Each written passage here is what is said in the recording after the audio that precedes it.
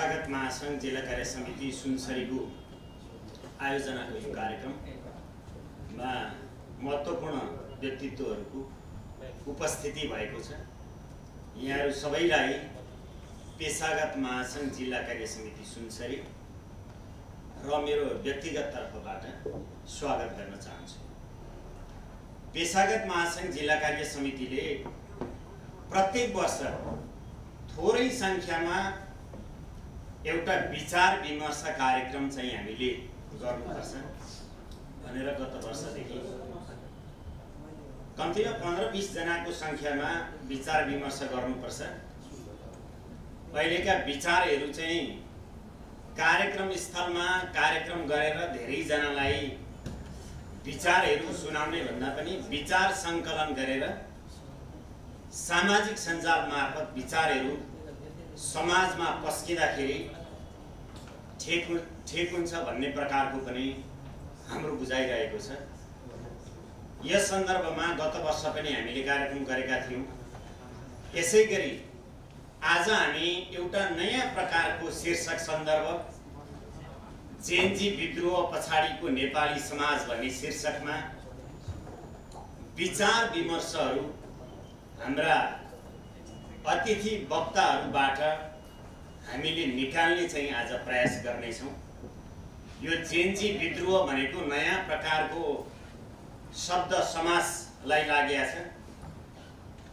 जेन Z, जेन Y, जेन x जेनेरेसनलाई चाहिँ उमेरगत समूहमा विभाजन गरियो। यो विभाजनको सन्दर्भ पनि अमेरिकाबाट भएको चाहिँ पाइयो। जेनेरेसन जेड तर अमेरिकन इङ्ग्लिसमा चाहिँ जेडलाई जी भन्नु रहेछ क्या। दिवाकर सरले अहिले प्रश्न पार्नु हुनेछ। लेख्दा जेन जेड भन्दाखेरि जेन जी। यो नेपाल मात्रै होइन, संसारका धेरै देशमा अहिले जेनजीले आफ्ना विचारहरू आफ्ना अग्रजसँग राज्यसँग आफ्ना मागहरू विचारहरू राख्ने चाहिँ क्रम चलिरहेको छ। आज यो शीर्षकमा हामी कहाँ प्रकाश राई अहिले समाजशास्त्रको एमफिलको विद्यार्थी हुनुहुन्छ। आजको शीर्षकका लागि अनुकूल व्यक्तित्व हुनुहुन्छ। अहिले कर्मचारीको रूपमा उहाँ रहनु भएको छ। त्यसैगरी डाक्टर दिवाकर रेग्मी पेशा चाहिँ शिक्षण त्रिभुवन विश्वविद्यालय अन्तर्गत उहाँ अध्यापन पेशामा रहनु भएको छ। धेरै पुस्तकहरूको अध्ययन छ। त्यसैले दिवाकर सरबाट पनि यो विद्रोह पछाडिको नेपाली समाजको बारेमा चाहिँ केही सन्दर्भहरू आउनेछन्। यसैगरी प्राध्यापक डाक्टर बद्री विशाल पोखरेल डाक्टर साहबले अहिले सन्दर्भ राख्नुहुनेछ राजनीतिको पनि अत्यन्तै नजिक, सामाजिक परिस्थिति परिवेशको पनि अत्यन्त नजिक हुनुहुन्छ, नेपाली संस्कृतिको अत्यन्तै नजिक हुनुहुन्छ। त्यसैले जेनजी विद्रोह पछाडि नेपाली समाजभित्र परेका राजनीतिमा समाजमा परेका असर भन्ने बित्तिकै यसले राजनीतिमा असर पार्यो होला, सिकाइमा विद्यालयमा यसले असर पर्यो होला, हाम्रो संस्कृतिमा यसले असर पार्यो होला र के क्षेत्रमा कस्ता प्रकारका चाहिँ असरहरू पार्छ भनेर यो चिज झिक्नका लागि प्रज्वल पराजुली सर आउनु भएको छैन। उहाँ आउने क्रममा हुनुहुन्छ। उहाँले चाहिँ मध्यस्थकर्ताको भूमिका निभाउनु हुनेछ र यहाँ उपस्थित सबै महानुभावहरूले हाम्रा यो शीर्षकमा धेरै जिज्ञासाहरू पनि छन्। जस्तै यो आन्दोलन भइरहँदाखेरि हामीले जेनजी पुस्ता भनेर भन्यौँ। सरकारै जेनजीले चलाउनु पर्ने, प्रधानमन्त्री जेनजी हुनुपर्ने, अर्थमन्त्री, परराष्ट्र मन्त्री, गृह मन्त्रालय तिनीहरूले चलाउनु पर्ने, अनुभव केही छैन भन्ने प्रकारको बुझाइ पनि भएको थियो। केही समय बुझाइमा यस्ता प्रकारका चिजहरू छन्। जेनजीका विभिन्न समूहहरूका आफ्ना मागहरू पनि छन्। त्यहाँ अन्तरिम सरकार बनिया छ। नेपालको अहिलेको सरकार ढलेर यही कारणले नयाँ सरकार बनिया छ। चुनावको घोषणा गरेको छ। चुनाव हुन्छ हुँदैन होला। पार्टीमा यसका कारणले केही चाहिँ फरक तरिकाको बुझाइ अब हुन्छ कि एजिटिस पहिलेकै हुन्छ भन्ने सन्दर्भ पनि होला। मैले अघि नै भनिसकेँ। प्रज्वल पराजुली सरलाई म अगाडि निमन्त्रणा गर्न चाहन्छु। आजको मध्यस्थकर्ता हुनुहुन्छ। यो शीर्षकलाई कतातिर लाने, कति गहिरोमा लाने भन्ने जिम्मा पनि उहाँसँग छ। त्यसैले यी यावत सन्दर्भहरूलाई आज हामी बिचमा हैन हाम्रा महत्त्वपूर्ण 3 जना अतिथिहरूबाट चाहिँ हामी लिँदैछौँ। हामीले सामाजिक सञ्जालबाट हाम्रा धारणाहरू बनायौँ, हाम्रा छिमेकीबाट हामीले बनायौँ, हाम्रा साथीहरूबाट हाम्रा धारणाहरू पर्सेप्सनहरू हामी बनाउँदैछौँ। तर आज उहाँहरूको दृष्टिकोण यो शीर्षकमाथि के हुन्छ भन्ने धारणा आज हामी बनाउँदैछौँ। त्यसैले अब ढिलो नगरिकन यो कार्यक्रम चाहिँ अगाडि बढाउनका लागि म सुरेश सरलाई फेरि यहाँ निमन्त्रणा गर्न चाहन्छु। फेरि पनि यहाँहरू सबैलाई हार्दिकताका साथ कार्यक्रमको अन्त्यसम्म बसिदिनु हुन, कार्यक्रममा सहभागिता, सक्रिय सहभागिता गराइदिनु हुन अनुरोध गर्दै फेरि स्वागत गर्दै म बिदा चाहन्छु। धन्यवाद। धन्यवाद अध्यक्षज्यू। अब भने हाम्रो कार्यक्रम चाहिँ अब जुन विचार विमर्श कार्यक्रम हो, यो कार्यक्रम इटलीमा अलि विशेष परिस्थिति पछाडि पहिलो पटक नै आयोजना हुँदैछ। यो कार्यक्रममा सहभागी हुन म समेत आतुर रहेको छु। यसर्थ सम्पूर्ण आदरणीय महानुभावहरूलाई यो कार्यक्रममा सक्रिय सहभागी भइदिनु हुनलाई अनुरोध गर्दै र यो कार्यक्रम चाहिँ अब भने आजको सहजकर्ता आदरणीय सर प्रज्वल पराजुली सरलाई हस्तान्तरण गर्दै म पेशागत महासंघ नेपाल जिल्ला समिति सुनसरी सचिव सुरेश धमला यहाँबाट बिदा भई चाहिँ अगाडि आएर यो कार्यक्रममा सहभागी हुने वाचा गर्न चाहन्छु। हस्, धन्यवाद, नमस्कार। 38 दिनपछि रहेछ आज। 38 दिनपछि यो अवस्थामा हामी त्यो आन्दोलन र त्यो आन्दोलनले पारेको प्रभाव, त्यो प्रभाव चाहिँ वर्तमान प्रभाव र दीर्घकालीन प्रभाव पनि विशेषतः 3टा पाटोबाट मैले हेरिरहेको प्रकाश छ आदरणीय सरहरू। अब वक्ताको विषयमा सरले अगाडि भन्नु विद्वान व्यक्तित्वहरू प्राध्यापक doctor Badri Bishal Pokharel, doctor Diwakar Regmi, MPhil समाजशास्त्रमै एमफिल सकाउनु भएको प्रकाश राई सर हामीसँग वक्ताको रूपमा उपस्थित हुन्छ। आज हामी विशेषतः विषयमा केन्द्रित भएर विषयभन्दा बाहिर नगइकन सकेसम्म सठिक ढङ्गले एउटा विमर्शको कार्यक्रमलाई विमर्शकै रूपमा साँच्चैको विमर्शको रूपमा लिएर जाने गरी कार्यक्रम सञ्चालन गर्दैछौँ। समयको ख्याल पनि गरिदिनु होला सबैजनाले। 3 खण्डमा विशेष गरी जेनजी विद्रोह, विशेष गरी आजको शीर्षक जुन छ, आजको शीर्षकमै जेनजी विद्रोहले समाजमा पारेको प्रभावको विषय जुन छ, नेपाली समाज जेनजी विद्रोह पछिको नेपाली समाज भन्ने शीर्षक जुन छ, त्यसैको सेरोफेरोमा रहेर त्यसलाई 3 खण्डमा त्यसै गऱ्यो भने ठिक हुन्छ होला सायद।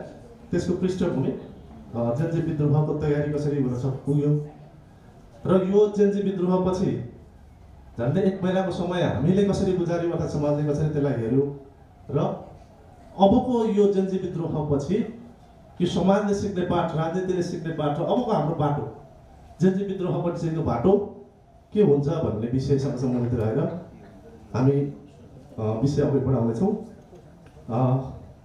मैले प्रकाश सरबाटै प्रश्न सुरु गरेँ। सामान्यतया विद्रोह भनिसकेपछि विद्रोहकोसँग भन्दा राज्यसँग, सरकारसँग, शासकसँग हुने विद्रोह भएकोले सामान्यतया समाजशास्त्रीय दृष्टिकोणले अर्थात् हाम्रो भ्यालु नर्म्सको हिसाबले चाहिँ पहिलो कुरा चाहिँ मलाई लाग्छ राज्य के हो भन्नेले हामीले त्यसको बारेबाट विषय सुरु गऱ्यौँ भने त्यसपछि अर्को स्टेपमा हामी त्यसको विद्रोहसँग जोड्न सक्छौँ होला सायद। सरले बुझाइमा राज्य के हो? धेरै धन्यवाद। सर्वप्रथम एउटा यो युगमा आएको एउटा बलिदानीपूर्ण सङ्घर्ष जेनजी विद्रोहमा समाहित भएर शहादत प्राप्त गर्नुहुने सबै नेपाली आमाका सन्ततिहरूप्रति म श्रद्धासुमन व्यक्त गर्न चाहन्छु। यहाँहरू अत्यन्तै प्रतिनिधित्वमूलक ढङ्गले विभिन्न क्षेत्रका एउटा क्रियाशील व्यक्तित्वहरू आउनुभएको छ। ज्ञान र अनुभव दुवै कसीमा मेरा अत्यन्तै सिनियर व्यक्तित्वहरू, यो ठाउँ चाहिँ यो लेफ्ट राइट भन्छ अलि मिलेन कि हो, मेरो बायाँतिर पर्नुभयो आदरणीय व्यक्तित्वहरू हुनुहुन्छ। यसलाई यसरी हेरौँ, राज्य भनेको अब यसलाई धेरै क्लिष्ट तरिकाले व्याख्या गर्न पनि सकिन्छ। राज्य भनेको समाजशास्त्रीय दृष्टिकोणलाई चाहिँ आज हामीले चर्चा गर्न खोजेको विषय खासै पोलिटिकल ढङ्गले होइन। अन्त पोलिटिक्स र समाजशास्त्रलाई अलग अलग राख्न सकिँदैन, तर त्यसको प्राधान्यताको सन्दर्भमा चर्चा गर्नु पर्यो भने आज हामीले चर्चा गर्न खोजेको विषय अलिक सामाजिक हिसाबले हो। समाजका डाइभर्सिटीको, समाजका सदस्यहरूको व्यवस्थापन गर्ने औजार भनेको राज्य हो। त्यसकारण जब व्यवस्थापनमा प्रश्नहरू उठ्छ तत्पश्चात चाहिँ तपाईँको विद्रोहको चाहिँ एउटा सृष्टि हुन्छ।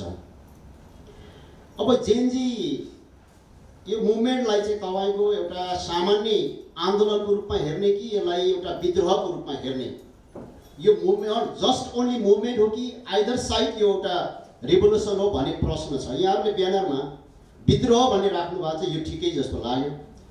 किनभने विद्रोह भनेको एउटा अपरझट जस्तो देखिने, तर जबरजस्त तपाईँको चाहिँ स्टाटस कोलाई, यथास्थितिलाई तपाईँको भत्काउने एउटा हैसियत राख्छ। अब यसमा केही डिबेट पनि छ। यो जेनजी आन्दोलनको सन्दर्भमा केही नेगेटिभ डिबेटहरू पनि छ, केही अत्यन्तै एक्सट्रिम पोजिटिभ डिबेटहरू पनि छ।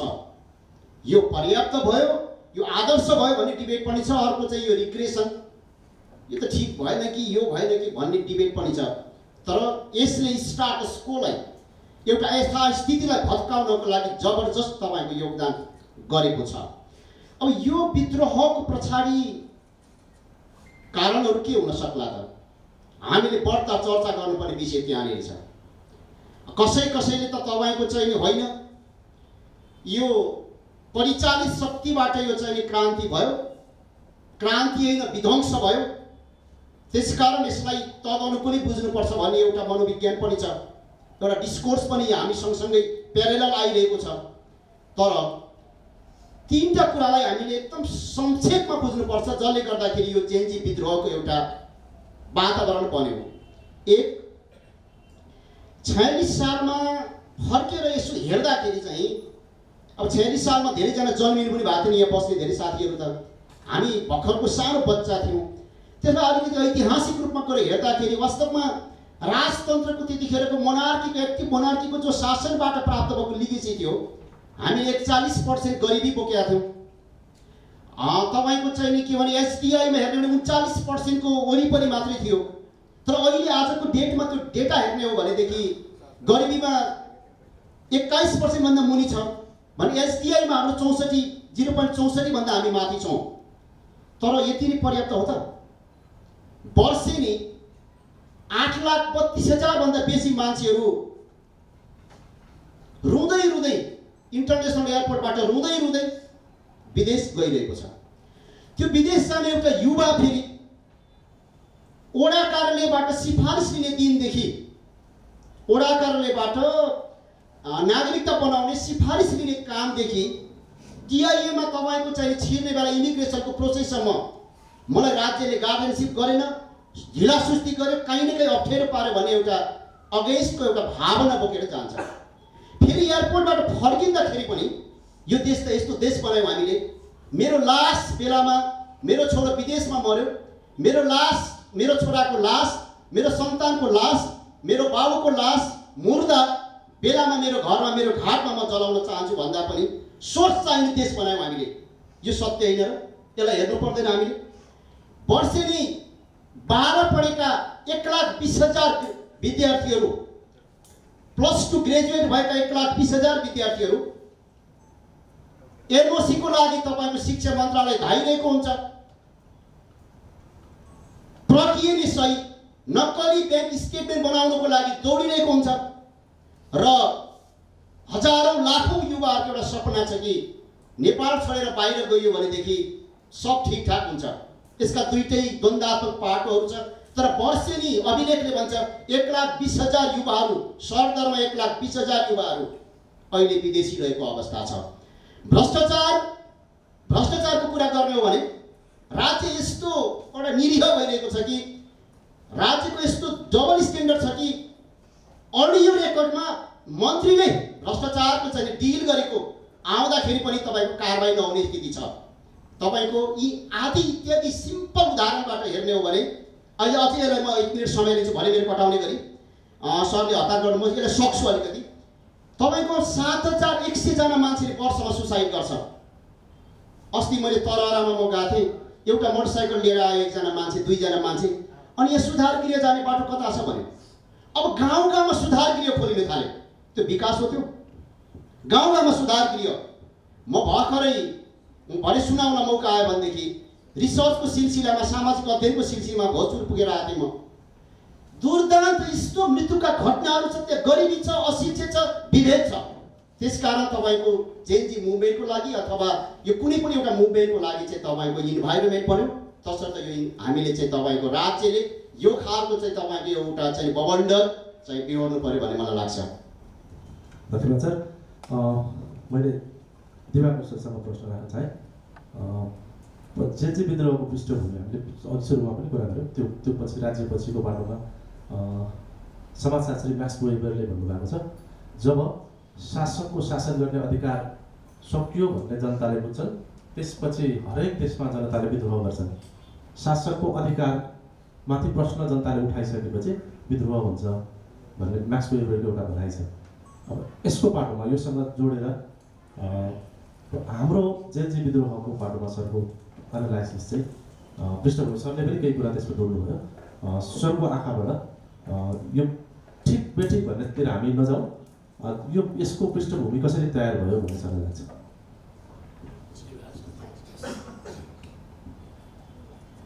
धन्यवाद सबैजनालाई, नमस्कार। अब प्रकाश सरले एउटा चस्माबाट हेर्नु भएको छ, म अलिकति चस्मा बदलेर यसको पृष्ठभूमिमा प्रवेश गर्छु। पहिलो कुरो त यसको पृष्ठभूमिमा हामीले पोस्ट ट्रुथमा जानुपर्छ। सत्योत्तर नेपालको सत्योत्तर राजनीतिलाई केलाउनै पर्छ जस्तो लाग्छ।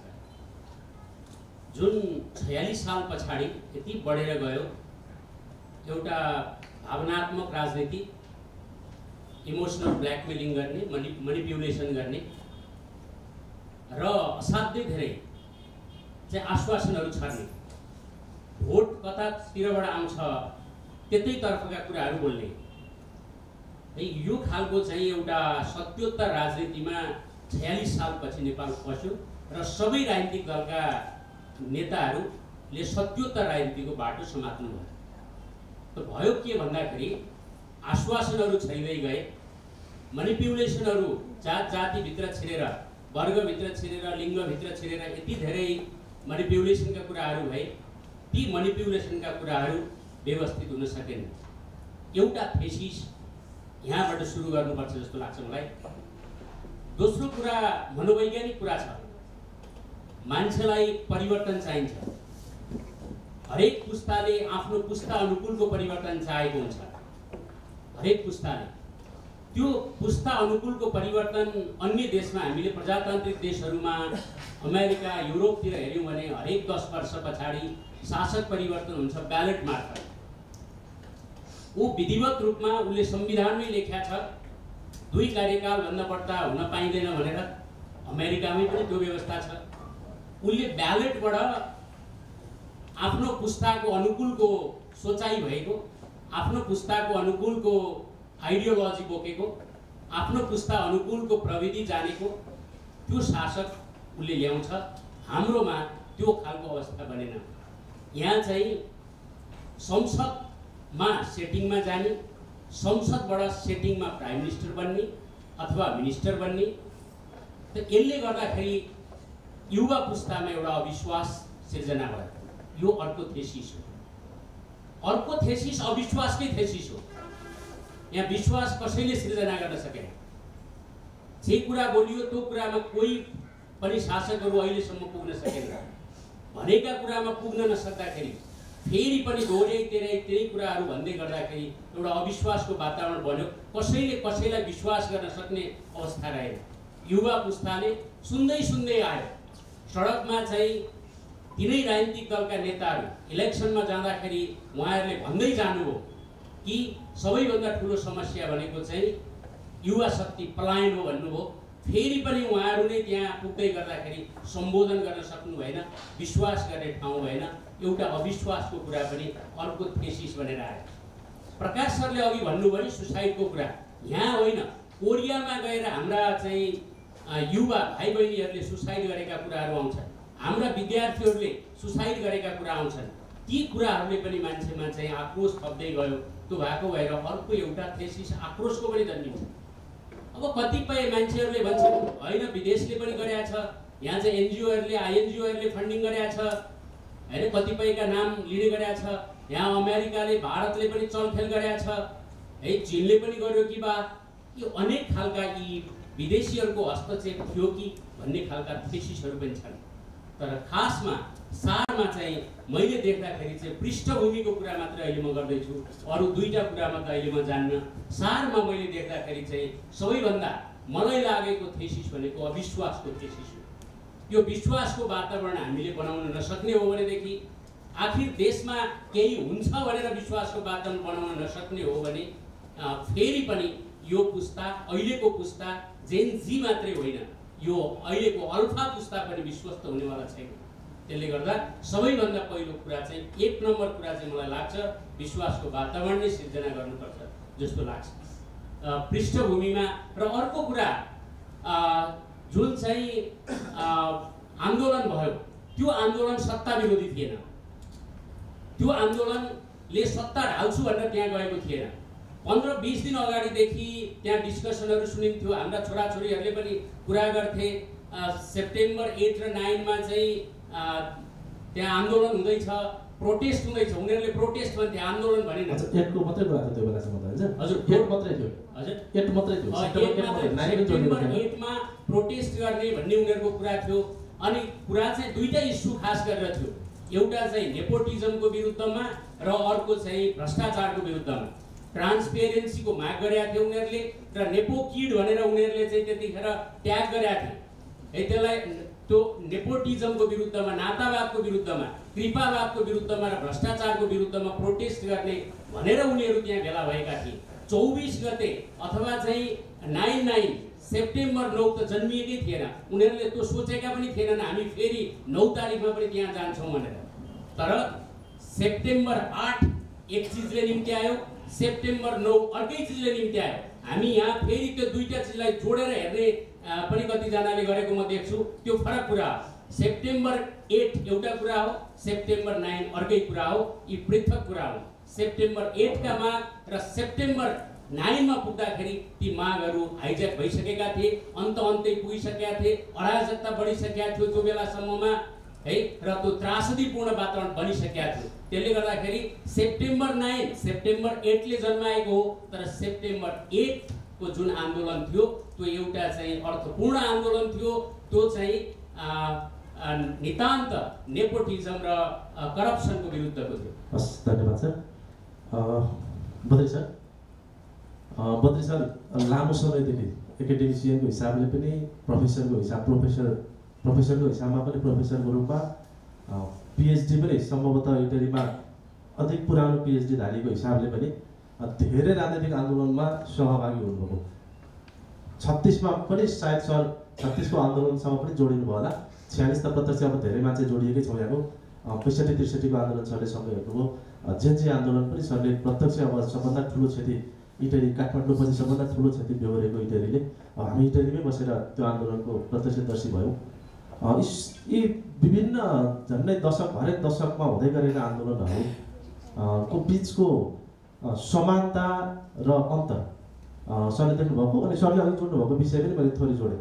यसलाई आन्दोलन भन्ने कि विद्रोह भन्ने, जेनजीको चाहिँ अरू चाहिँ आन्दोलन भइरहे जेनजी आन्दोलन हो कि विद्रोह हो, यो दुईटा विषयमा सरले प्रकाश पार्दैन चाहिँ। सभाध्यक्षज्यू, यो के छ भन्दाखेरि एउटा हाम्रो विधीय परम्परा हुन्छ कि तपाईँको सभाभ्यो नमः, सभाभ्यो नमः, सभापति भ्यो नमः र आदरणीय मान्य मित्रहरू, प्रज्वल पराजुली। अब यो विषय साह्रै जटिल, साह्रै गम्भीर र हाम्रो यो एक बसाइबाट असम्भवै छ यो कुरा। अब यो आन्दोलनको कुरा गर्दाखेरि यो जेपी विद्रोहसँग, विद्रोह भनेको त तपाईँको हत्तपत्त आक्रोशमा आएर एकदम निमोठिएर होसभन्दा जोस बढी भएर होइन गरिने, अब त्यो के भन्ने दीर्घकालीन सोच मान्यताका साथमा होइन त्यो गरिने भन्दा पनि एक अकस्मात आक्रोश भएर उग्र भएर गरिने खालको आन्दोलनको स्वरूप। अब यो आन्दोलनको कुरा गर्दाखेरि चाहिँ म 5000 वर्ष अगाडिको यमको सम्वाद म सम्झिन्छु। यी धरानका छविलाल पोखरेल जसले धर्मका नाममा कयौँ विकृति थिए त्यसलाई म सम्झिन्छु। अनि योगमाया जसले विद्रोहको राँको सल्काइन्, भलै त्यो जेन्जी थिएन, त्यसलाई सम्झिन्छु। काले राई स्वामी प्रपन्नाचार्य जसले संस्कृत पढ्दाखेरि जातै जान्छ भन्ने अवस्थामा वेदमा पिएचडी गरेर बाहुनलाई खुट्टामा ढोगाउने अवस्थाको त्यो उच्च आदरणीय व्यक्तित्व निर्माण भयो, उहाँलाई सम्झिन्छु। र अहिले यहाँ दिवकासँग कुरा गर्दै थिएँ, हाम्रो त्यो फेरि मैले नाम बिर्सिन्छ चारबागको इतिहासै माटोमुनि पारियो, आन्दोलनको इतिहासलाई माटोमुनि पारियो तथाकथित उच्च तहका ती धर्मका विषयका वक्ता।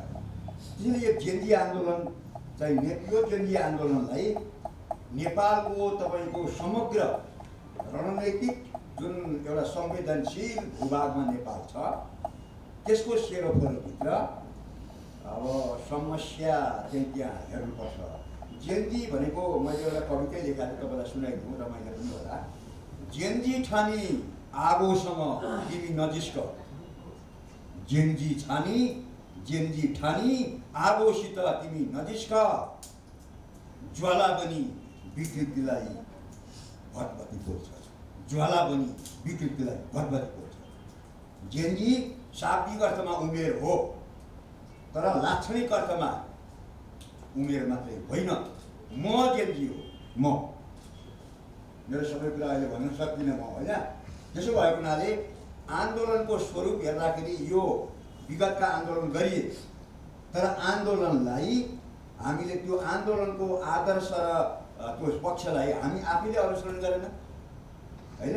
शहीदहरू त्याग गरे, शहीदहरूले त्यो आन्दोलन गरे, बलिदान भए, त्यो यसैको लागि हो। यस्तै खालका भुरे टाकुरे स्वार्थ प्रेरित तपाईँको के भने आफ्नै मात्रै चाहिँ के अरे भुँडी भर्ने शासक सत्ता पार्टी नेता बनाउनका लागि हो। त्यसकारणले विगतदेखि नै हाम्रो सचेतनतामा, हाम्रो सचेतनताको अभावमा हाम्रा बिचमा हामी तमासै भयौँ, हामी हेरिरहेछौँ, बोल्दैनौँ। अहिले म देखिरहेको छु जेन्जी यी इटेनमा जरुरी छ, एउटा स्कुल छ यहाँ, एउटा त्यहाँ चरम विकृति छ। अब यो जेन्जी आन्दोलनलाई, यो विषयलाई बौद्धिक बहसमा बनाइयो। बहुत धन्यवाद छ यो कार्यक्रममा, तपाईँहरूले बोलाउनु पनि भयो, उच्च सलाम गर्न चाहन्छु। तर यसलाई इतिहासमा रूपान्तरण गर्नुपर्छ, भौतिकीकरण गर्नुपर्छ, यातायातमा गएर हामी छौँ जेन्जी, यहाँ जेन्जी नभने पनि हामी छौँ, खबरदारी गर्नुपर्छ, मारफोतमा गर्नुपर्छ, विभिन्न ठाउँहरूमा गर्नुपर्छ र क्रियात्मक रूपमा अगाडि बढ्नुपर्छ। त्यसकारणले अब यो जेन्जीका सकार नकार दुइटै छन्। सकार के हो? उमेर मात्रै होइन, जोस, जागर र निरन्तरता हो। सधैँभरि इमान्दार हुने, सधैँभरि देशभक्त हुने, 1 लाखमा इमान्दार हुने, करोडमा बिक्री हुने, यस्तै चाहिँ के अब शब्द प्रयोग गर्दा अलि अप्ठ्यारो हुन्छ, रिसाउनु होला फेरि, टपरे नेता जस्तो हुने हो भने सबैलाई होइन, फेरि सबै गैबार होइन। फेरि नेपालको एकीकरणको इतिहासदेखि हेर्ने हो भने यो परिवर्तन हाम्रा अग्रजले गरेको गर्व गर्नुपर्छ। सबै खराब अनि सबै खराब भएपछि त देशमा त ठुलो तरफ निराशा उत्पन्न हुन्छ। चरेस खा हरेस नखा, हरेस खाइयो भने हामीलाई उता दक्षिणतिरको जय भन्नुपर्ने अवस्था आउँछ र हामी स्वतः विलय हुने अवस्था आउँछ। यहीँबाट जन्म सङ्ग्रह गर्ने हो भने यस्तो अवस्थामा यो अस्थिर बनाउने अन्तर्राष्ट्रिय खेल छ। अन्तर्राष्ट्रिय खेल छ। नेपाललाई कहिले कसरी सक्ने योजना छ पृथ्वीनारायण शाहको पालादेखि।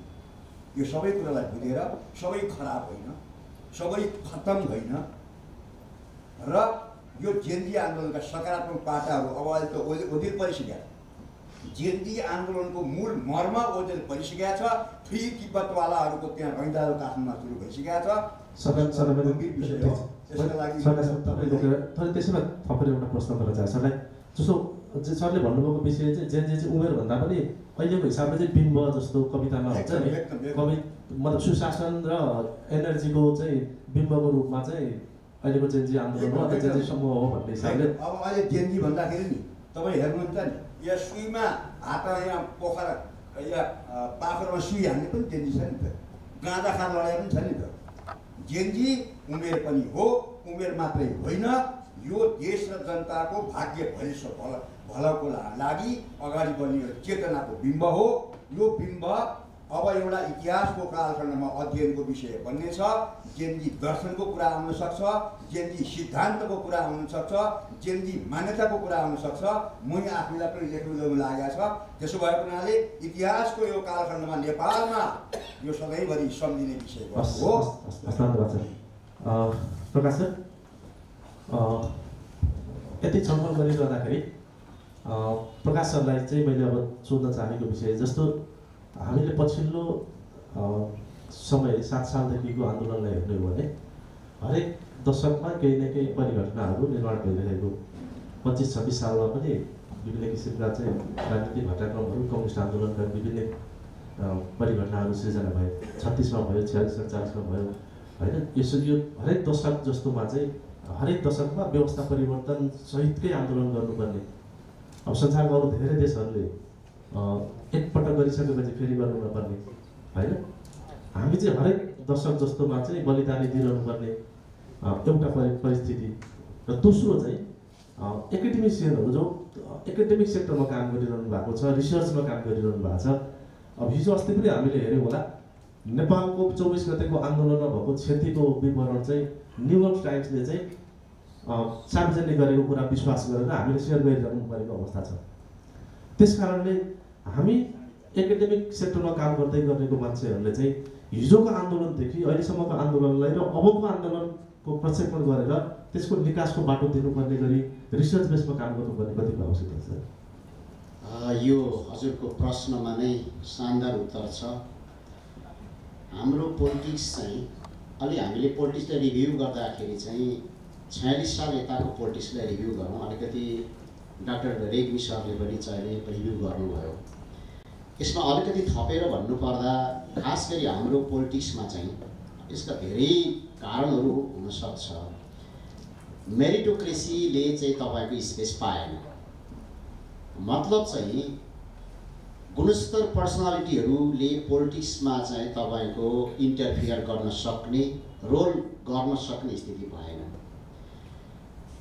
जब पोलिटिक्समा चाहिँ पोलिटिक्स समाजको चाहिँ अगुवा हो, हेडलाइट हो, जब पोलिटिक्समा चाहिँ मेरिटोक्रेसीबाट मान्छेहरू भर्ती हुँदैनन्, आउँदैनन् भन्ने बित्तिकै त्यो पोलिटिक्स चाहिँ आडम्बरमा परिवर्तन हुन्छ। अहिले हाम्रो नेपालको पोलिटिक्सको संस्कृति चाहिँ तपाईँको अलि डाक्टर रेग्मीले पनि चर्चा गर्नुभयो, आडम्बरले युक्त छ। सिद्धान्तमा हामी एउटा कुरा भन्छौँ, व्यवहारमा चाहिँ तपाईँको चाहिँ नि अर्को चिज हुन्छ। अब हामी घोषणामा एउटा चिज गर्छौँ, अभ्यासमा चाहिँ तपाईँको अर्को चिज गर्छौँ। त्यही भएर मैले अघि फ्रस्ट्रेसनको डेटाहरू संक्षेपमा राखेँ। पोलिटिक्सको यही कारणले गर्दाखेरि चाहिँ तपाईँको हामीले एउटा विशाल चाहिँ तपाईँको चाहिँ निराशामा गुज्रिरहनु पर्यो। त्यसकारण प्रत्येक 10 वर्षमा अथवा प्रत्येक जेनेरेसनले चाहिँ तपाईँको चाहिँ नि एउटा क्रान्ति गर्नुपर्ने, आन्दोलन गर्नुपर्ने, विध्वंस गर्नुपर्ने बाध्यता तपाईँको सिर्जना हुन्छ। अब यो कस्तो हुन्छ भन्दाखेरि सोसियोलोजी अफ सेक्युरिटी भन्छौँ कि हामीहरू।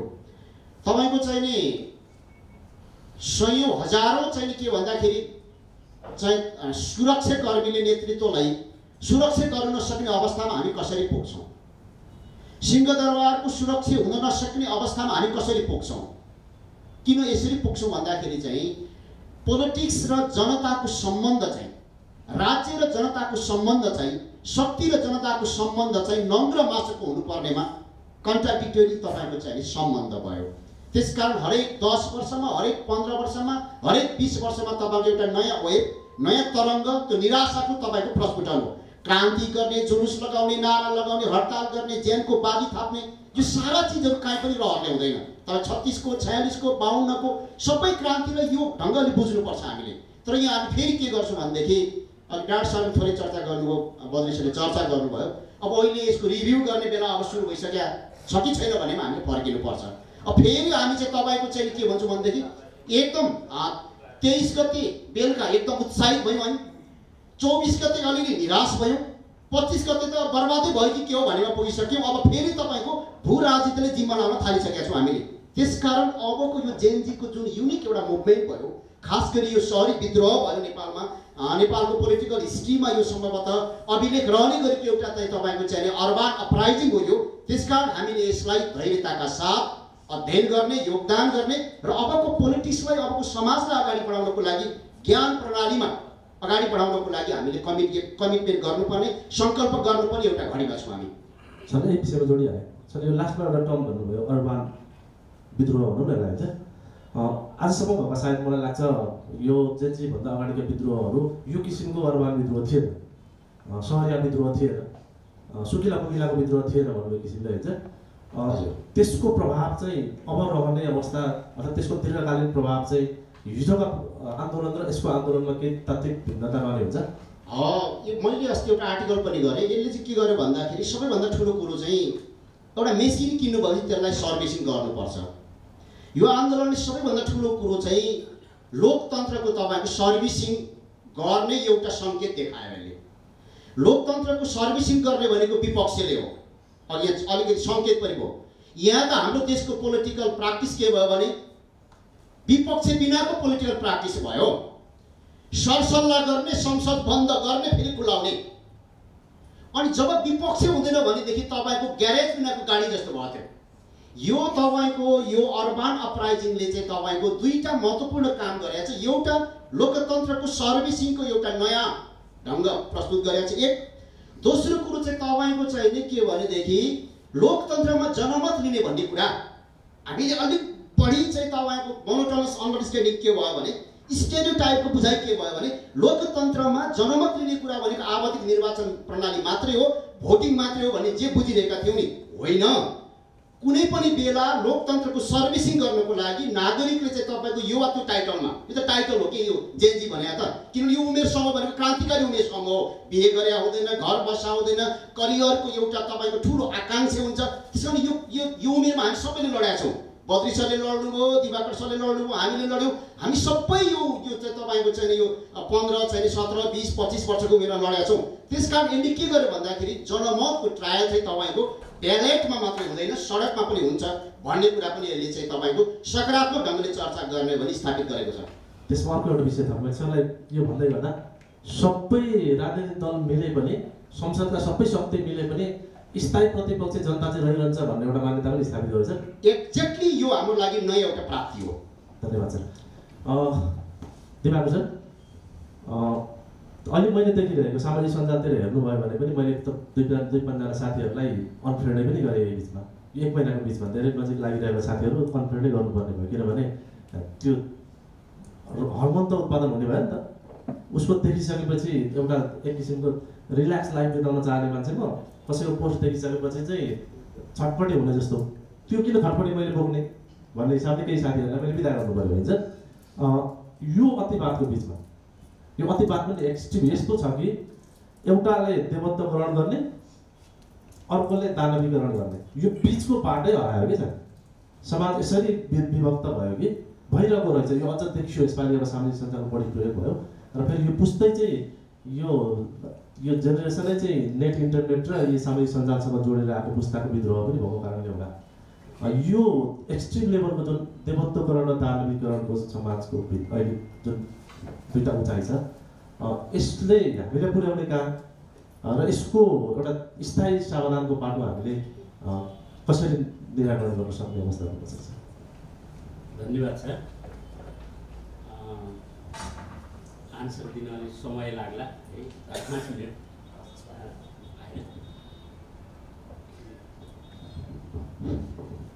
4-5 मिनट समय लाग्न पनि सक्छ। प्रश्न लामो सोध्नु भएको छ, आन्सर पनि लामै होला है। सुरु चाहिँ कहाँबाट गरौँ भन्दा W.B. Yeats भन्ने एकजना कवि हुनुहुन्छ, आइरिस कवि, आयरल्यान्डका। उहाँको एउटा कविताको हरफ, एउटा हरफ कस्तो छ भने त्यो आइरिस रिपब्लिकन मुभमेन्टको बेलाको कविता हो त्यो।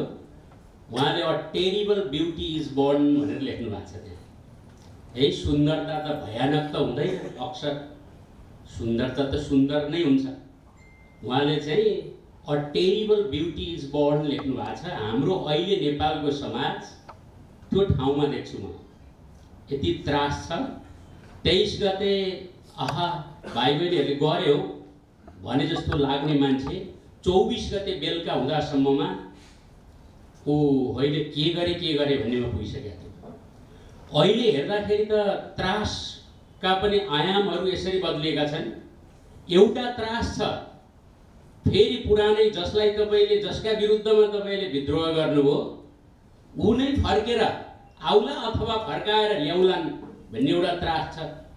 अर्को त्रास छ, जसले त्यसका विरुद्धमा प्रोटेस्ट गर्यो ऊ नै फेरि त्यस्तै हुने हो कि है, त्यस्तै पो हुने हो कि त्यही बाटो हिँड्ने हो कि, ठाउँ ठाउँमा गएर मान्छेलाई धम्क्याउँदै तर्साउँदै हिँडेको देख्दा त्यही बाटो जाने हो कि भन्ने जस्तो अर्को त्रास छ। समाज त्रस्त छ है। त अब यो त्रासबाट हामीलाई चाहिँ मुक्ति चाहिएको छ, क्षणिक भए पनि। त्रास त फेरि कहिले पनि सकिँदैन, रहि नै रहन्छ। हाम्रा भयहरू, डरहरू रहि नै रहन्छन्। यी खालका मैले अघि पनि भने हरेक नयाँ पुस्ता आउँदाखेरि उसले आफ्नो पुस्ताको आइडियोलोजी खोज्छ, उसले आफ्नो पुस्ताको विचार खोज्छ। त जेनजेड पुस्ताले के खोजेको थियो भन्नेमा अलिकति जान त पर्यो। ऊ त प्रविधि सँगसँगै जन्मियो। अघि सरले भन्नुभयो, म पनि जेनजी, म सहमति छैन। जेनजी भने त त्यो जो प्रविधि सँगसँगै जन्मिया छ। म 1997 जुन बेलामा जेनजी पुस्ता जन्मियो त्यो बेलामा भर्खर चाहिँ तपाईँको साइबर क्याफेमा गएर इन्टरनेट के रहेछ भनेर भर्खर सिक्दै थिएँ। त म जेनजी हुन सक्दिनँ। ऊ त सँगसँगै जन्मिया छ, उसको रगतमा त्यो छ। हामीले कस्तो डरलाग्दो कथा सुन्यौँ नि सर। मान्छेले चाहिँ स्मार्टफोनको लागि, आइफोनको लागि किडनी बेचेको न्युज सुन्नुभयो नि। त त्यो पुस्ता स्मार्ट प्रविधि बिना बाँच्नै नसक्ने पुस्ता, स्मार्ट प्रविधि बिना। ऊ त्यो जेनजी पुस्ता भनेको स्मार्ट पुस्ता हो। हाम्रा कतिपय नेता, एकजना यहाँ इटरीको एकजना नेताले भन्नुहुन्थ्यो, उहाँ नेतासँग एकदम नजिक सम्बन्ध हुनुभएको छ। उहाँले भन्नुहुन्थ्यो, हाम्रा धेरै जति नेताहरूलाई त आफै चाहिने के अरे प्लेनको टिकट गरेर आफै काठमाडौँमा उत्रेर आफै ट्याक्सी लिएर आफै आफ्नो डेरामा जान सक्नुहुन्छ भन्दाखेरि सक्दिनँ भन्ने खालका हुनुहुन्छ भन्नुहुन्छ। फेरि उहाँहरू कुर्ली भन्नुहुन्छ, म पनि जेनजी नै हो। होइन, त्यो शब्दको अन्य अर्थ लगाइराख्नु जरुरी ठान्दिनँ। त्यसले गर्दाखेरि उनीहरूको के थियो भन्दाखेरि त्यो पुस्ताको भाइ बहिनीहरू यहाँ अगाडि देखिराखेका छु कि उहाँहरूले हामीलाई यहाँ बोलिराख्दा पनि गिल्ला गर्दै हुनुहुन्छ होला क्या। के थाहा छ तपाईँलाई भन्दा हामीलाई धेरै थाहा छ, बोल्न हामीलाई पनि मौका दिनुहोस् भन्ने उहाँहरूको मनमा पनि लाग्यो होला। किनभने यो चाहिँ हामीले अलिकति होइन, मलाई पनि थाहा छ तपाईँको पीडा बुझ्छु भन्नु र कोही सुत्केरीलाई हुन्छ नि, सुत्केरीको पीडा म बुझ्छु भन्नु र सुत्केरी हुनुमा धेरै ठुलो अन्तर छ। त्यो अन्तर देख्छु। त्यो भएको उहाँहरूले चाहिँ खोज्या के हो भन्दा स्मार्टफोन खल्तीमा बोक्नु भएको छ, स्मार्ट प्रविधि सँगसँगै जन्मिनु भएको छ, तर स्मार्ट सेवा छैन।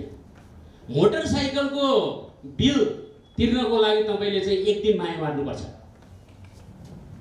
पानीको बिल, बिजुलीको बिल त हामी तिर्न थाल्यौँ घरबाट। त उहाँहरू त्यो लाइनमा बस्दाखेरि उहाँहरूले सोच्नुहुन्छ विद्रोह किन नगर्ने। स्मार्ट पुस्ता भइयो, स्मार्ट प्रविधि पनि खल्तीमा छ, तर स्मार्ट सेवा कहिले लिने उहाँहरूले त्यो सोध्नुहुन्छ। विद्यार्थीसँग पनि नजिक छु म। मेरा धेरै विद्यार्थी भाइ बहिनीहरूले यो कुरा भन्नुहुन्छ कि स्मार्ट सर्भिस चाहिँ हामी कहिले लिने हो भन्नुहुन्छ उहाँहरूले। थोरै विषयगत रूपमै आउन मैले अतिवाद दुईटाको बिचमा आउँदैछु। अनि अब यो खालको पुस्ता जुन छ, यो खालको पुस्ता अहिले पनि फेरि के गरिराखेको छ भन्दाखेरि यो चङ्गुलमा त परिराखेका छौँ, ऊ रणभुल्लमा छ। उसलाई भनिएको छ यो बादमा पुग्ने हो, त्यो बादमा पुग्ने हो, उसले त्यो बुझ्दा पनि बुझ्दैन। त्यो बादमा पुर्याइदिने मान्छे भनेर कसैको देवत्वकरण भइराखेको हुन्छ, कसैले फेरि त्यही मान्छेलाई एउटा चाहिँ दानव जस्तो गरिराखेको हुन्छ, त्यो पनि उसले बुझ्दैन। उसले त्यो अतिवाद अहिलेको यो जुन पुस्ता छ, यो पुस्ताले खोजेको भनेको त्यो अतिवाद हुँदै होइन। म यही आउँदै थिएँ। उसले त के खोजिराखेको छ भन्दाखेरि स्मार्ट सर्भिस खोजेको छ, शान्तिपूर्ण समाज खोजेको छ, चुस्त दुरुस्त कामहरू खोजेको छ। उसले यो हरेक किसिमका चाहिँ नि रेड टेपिजमका कुराहरू छ नि, लाल फित्ताशाहीका कुराहरू, यसको अन्त्य खोजेको छ। उसले नेपोटिजमको अन्त्य खोजेको छ। त्यसलाई नचेपिकन नेपोटिजम, लाल फित्ताशाही होइन र चाहिँ तपाईँको चाहिँ नि करप्सनका अन्य बाटाहरूलाई नचेपिकन चाहिँ नेता हुन सक्दैन। यहाँ बिचमा चाहिँ हरेक किसिमका अतिवादहरू जन्मिएका छन्। त यो अतिवादलाई यो अतिवादको विरुद्धमा काम गर्नको लागि चाहिँ अघि प्रकाश सरले दुईटा कुरा हो। एउटा प्रकाश सरले भन्नुभएको छ अघि कि प्रतिपक्ष हुनुपर्छ, हाम्रोमा त प्रतिपक्षै भएनन्, क्वेसन उठाउँछन् भनेर दुईटा ठुला दलले सरकार बनाइदिए। त्यसो भए संसदमा प्रश्न नउठ्ने भयो।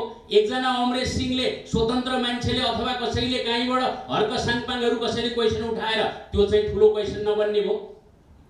अर्को दोस्रो कुरा, बडा महत्त्वपूर्ण कुरा के हो भने हेगेलले उठाउनु भएको, तपाईँले पढ्नु भएको, हामीले अभ्यास पनि गऱ्यौँ, तर ती पनि सबै चाहिँ एउटा चाहिँ कागजी अभ्यास मात्रै भए। नागरिक समाज, हामी त्यहाँनिर चुक्यौँ। हामीसँग नागरिक समाज पनि छैन। नागरिक समाजका मान्छेहरू नै अनेक पार्टीका ट्रोजन हर्स भएर बसिया हुन् नि, र ट्रोजन घोडा भएर बसिया हुन् नि।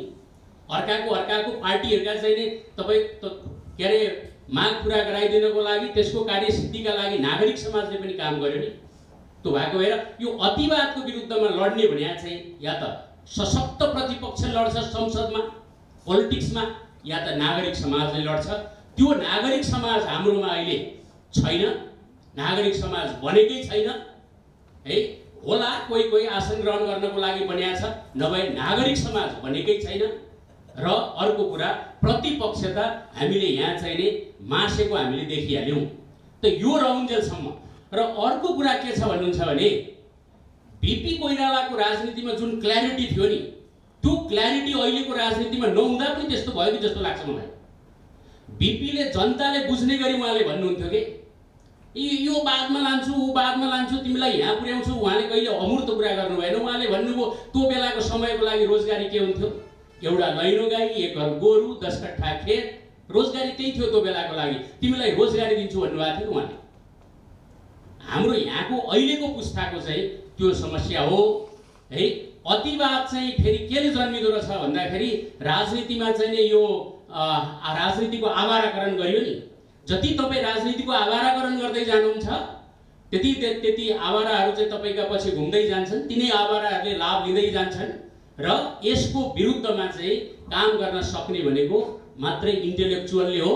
किनभने हरेक सभ्य समाजको जग इन्टेलेक्चुअलले बनाएको हुन्छ। तपाईँ एन्सियन्ट ग्रिसको कुरा हेर्नुहुन्छ भने सोक्रेट्स, प्लेटो, एरिस्टोटलहरूले बनाएको जग हो। तपाईँ रेनेसाँको कुरा गर्नुहुन्छ, पुनर्जागरणको कुरा गर्नुहुन्छ भने युरोपमा इन्टेलेक्चुअलहरूले बनाएको हो त्यो जग।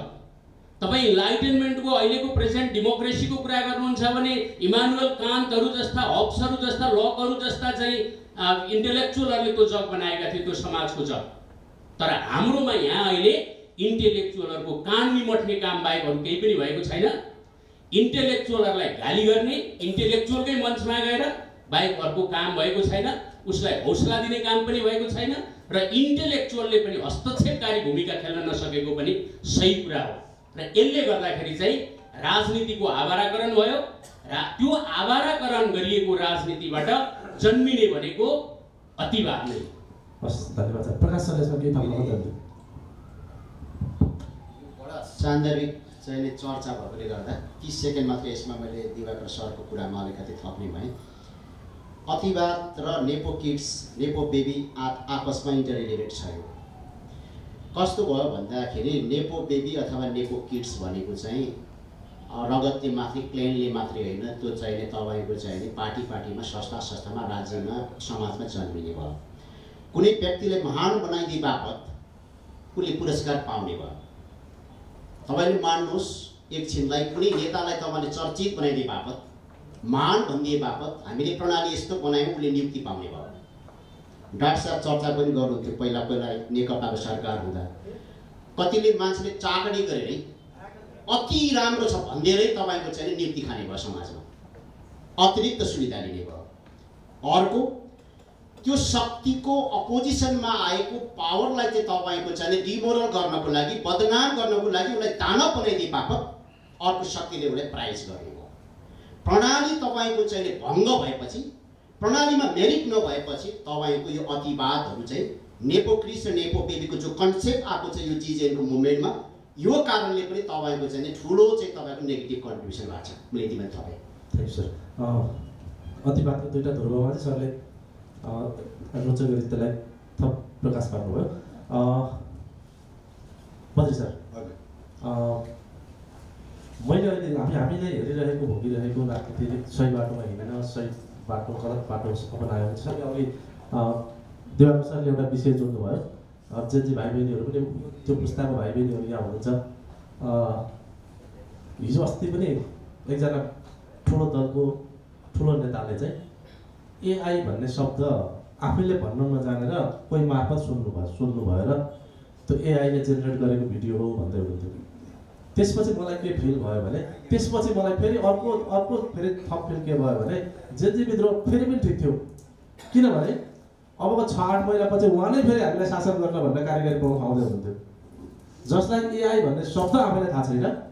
उहाँ आफै भोलि हामीलाई शासन गर्न भनेर चाहिँ 6 महिनापछि पुगिरहनु भएको थियो भनेपछि यो विद्रोहको आँखा चाहिँ त्यो लेन्सबाट हेरियो भने पनि यो पुस्तालाई शासन गर्ने योग्य त्यो पुस्ता होइन भन्ने कुरा चाहिँ त्यसले देखाउँछ होला भन्ने लाग्यो। त्यस कारणले राजनीति र बाटो बिराको विषयमा त हाम्रो सायदै प्रश्न रहेन होला मन्त्री सर। यो कहाँ बिरायो, अब बिरायो भनिसकेपछि अब समात्नुपर्ने राजनीतिले समात्नुपर्ने, समाजले समात्नुपर्ने, सरले भने जस्तो बौद्धिक जमातले समात्नुपर्ने अबका बाटोहरू चाहिँ के हुन्छ? धन्यवाद। अब अतिवादबाटै सुरु गर्नु पर्ला। अब मलाई पनि अब दिवाकर पछि म बोल्दैछु, त्यस कारणले त्यो समयलाई पनि मैले हेर्दैछु। अतिवाद हामीसँगै छ।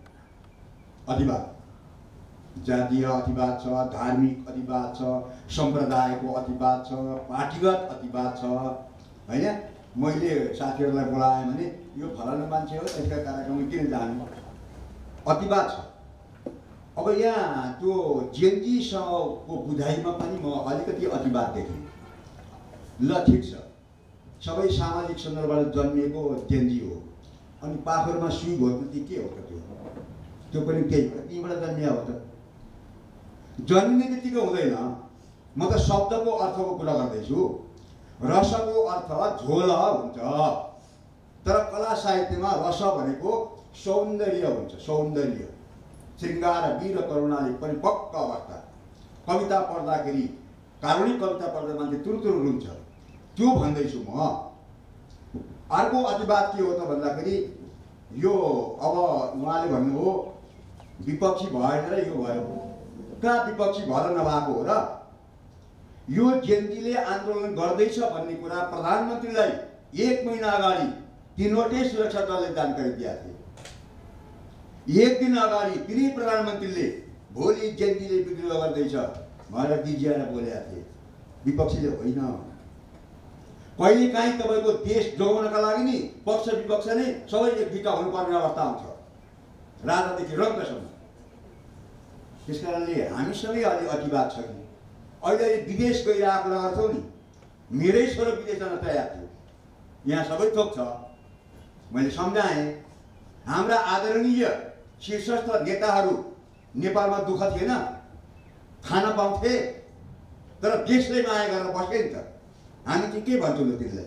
हामी सम्झाउँछौँ जेनजी पुस्ता यी छ, तर जेनजी पुस्तासँग आफ्नो खालको ज्ञान त होला, तर यो समाजको र बुद्धिजीवीको राजनीतिक क्षेत्रमा सामाजिक क्षेत्रमा काम गर्ने मान्छे त हजार ठक्कर खाएर शालिग्राम बनेर हुन्छ, अनुभव हुन्छ, जोसमा होस हुन्छ, अनि भर्सक कम क्षतिबाट अगाडि बढ्ने कुरा गर्छ।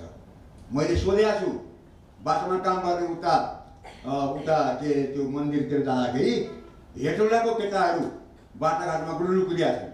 सोधेँ कहाँ हो घर? हेटौँडा। कति दिन्छ पैसा? 7,000। 7,000 त हेटौँडामै पाइन्छ त, लाज लाग्छ। अहिले तपाईँहरू यहाँ नयाँ पुस्ता हुनुहुन्छ, आफ्नो घरमा पनि सन्तान होलान्, घरमा ढलेको लोटा उठाउँदैन। यहाँ आर्जन गर्ने बाटा कति छन्? अहिले विदेशबाट आएकाहरूले राम्रो आम्दानी गरेका छन्, तर के छ? रोग सल्किएको छ, महामारी सल्किएको छ, 2-4 पैसा बढी पाइएला विदेशी जाने भनेर घोप्रो निप्टो गरेर जान्छ। तर त्यहाँ गएकाहरू पनि कतिपय रोइरहेको मैले देखेको छु। त्यसो भएको हुनाले यो जेएनजीसँग सम्बन्धित जुन विषयवस्तु छ यो चाहिँ समग्रमा सांस्कृतिक रूपान्तरणको विषय हो। तपाईँको सोचमा परिवर्तन आउनु पर्यो। हामी यहाँ बोलेको छु नि, म पढाउँछु, म कवि कलाकार हुँ, तर म आफै अलिअलि चोर मतिको छु भने म कहाँ जेएनजी भएँ? मैले कहाँ जेएनजीको कुरा बुझेँ? हामी आफै सबै परिवर्तित हुनुपर्छ। र यो बात यो कुनै कसैको चाहिँ के भन्दाखेरि अध्ययन चिन्तन गर्ने कसैको ठेक्का होइन। किसान खेतीबारीमा कुदैछ, त्यसको पनि ठुलो शिक्षा छ। गण्यौलाबाट सिक्ने हो भने हामीलाई कति शिक्षा हुन्छ। त्यसो भएको हुनाले अतिवाद खतिवाद हो। अब यो विषयवस्तुको बारेमा र समग्र हाम्रो मान्यतामा जुन छ उहिलेदेखि आएको के, उहिलेदेखि विरासतको कुरा आएको नि त। ऊ सप्तकोशी काट्नु जाँदाखेरि सप्तकोशीमा पैसा फाल्छ, अनि बाटोमा त्यो बिरालोले बाटो काट्यो भने 3 मुर्छा पर्छ। त्यस कारणले हामी सबै यो समस्याबाट झेलिएका छौँ र त्यसबाट निक्लिनका लागि यस्ता बहस गर्नुपर्छ, छलफल गर्नुपर्छ, मनलाई धुनुपर्छ। मनलाई धुने साबन कला साहित्य हो। साबुनले धोए जस्तो गरेर जाँदैन, एउटा सिकिनले एउटा छलफलले जाँदैन। 1000 बार बहस चिन्तन गरेपछि यो विधिको लिली घट्न सक्छ। म चाहिँ घटाउँदैछु, घटिसकेका छैन। धन्यवाद। हस्, धन्यवाद सर। यही बिचमा 2टा राउन्ड हामीले छलफल सकेका छौँ। कसैलाई यो बिचमा केही प्रश्न गर्न मन छ भने कोही एकजना, त्यसपछि फेरि अर्को चरणमा हामी प्रश्न राख्ने समय दिनेछौँ। कसैलाई यो अहिले भइरहेको समयमा यो बिचको विषयमा म केही प्रश्न गर्छु भन्ने छ भने सर पहिला हजुर अलिकति रोकेर अब बद्री सरले बोल्नुको बडा महत्त्वपूर्ण कुरो, त्यसमा अलिकति मैले एड गर्न पाउँछु। एउटा कस्तो भनेदेखि अब आदरणीय व्यक्तित्वहरूले बोल्नुभएको कुरामा तन्तमा जानकारी हैसियत पनि मेरो चाहिँ आउँदैन खासमा चाहिँ। तर जुन जेएनजीको चाहिँ परिभाषा गर्ने सन्दर्भमा दिवाकर सरले अत्यन्तै मूर्त ढङ्गले भन्नुभयो। वास्तवमा एउटा यो चाहिँ तपाईँको यो शब्दले फिचराइज गर्छ होइन। र डाक्टर साहबले भन्नुभयो जेएनजी मध्ये तपाईँको गोली खाने पनि जेएनजी हो, ट्याटु खोपेर चाहिँ तपाईँको विद्रुप हाम्रो बिम्बमा त्यो चाहिँ तपाईँको सुई लाएर हिँड्ने पनि जेएनजी हो। त्यसलाई चाहिँ कसरी हामीले अनर गरौँ न भन्ने कुरा आयो। हामी यहीँनिर खासमा प्रब्लम यहीँनिर हो कि हाम्रो एउटा सकल दर्जाको युवा किन एडिक्समा फस्छ? वाइ? एउटा बरबराउँदो युवती किन आफ्नो राम्रो सल प्रेमीले दिएको सलमा चाहिँ तपाईँको झुन्डिन्छ किन? 1000 सपना बोकेको एउटा युवा सुधार क्रियामा किन आज बस्छ? यही हो विद्रोहको एउटा जग। यही हो कि हाम्रो सोसाइटी हामीले यस्तो बनायौँ, गर्छु राम्रो गर्छु उन्नति गर्छु भन्ने मान्छेलाई आज हामीले हाम्रो राज्यले हाम्रो समाजले स्पेस दिँदैन, इन्भाइरोमेन्ट दिँदैन। मैले अलिकति जोडेँ, समय लिएँ, मेरो सम्मति भरे कटौती गर्नु होला।